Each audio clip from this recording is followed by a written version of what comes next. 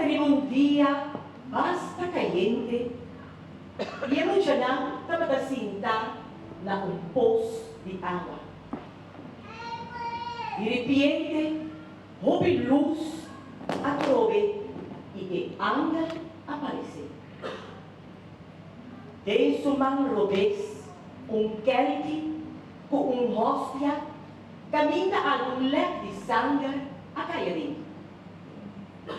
Aqui ela hace oração e pede para essa rubi e restaurar picana de pecadora.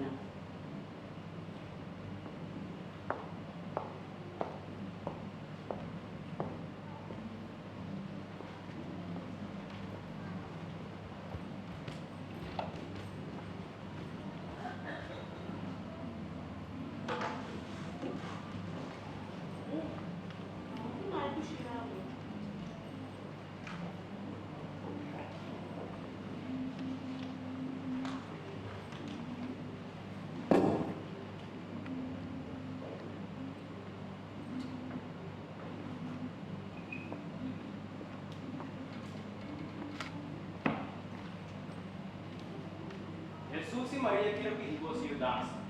Você também tem quase sacrifício. Sacrifício? Que é um sacrifício?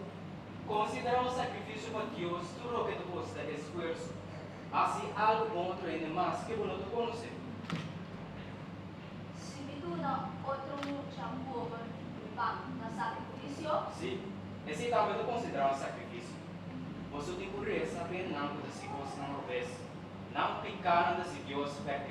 Reza para não cuidar o caminho de Deus e que pertencem a Deus. Assim a paz no reina e assim a vossa mesteza.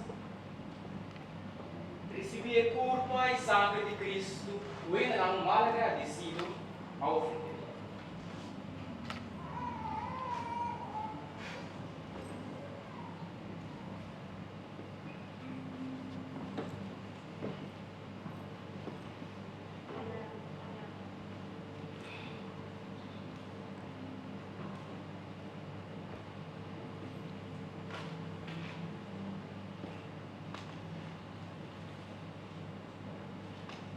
Dá-nos pecados.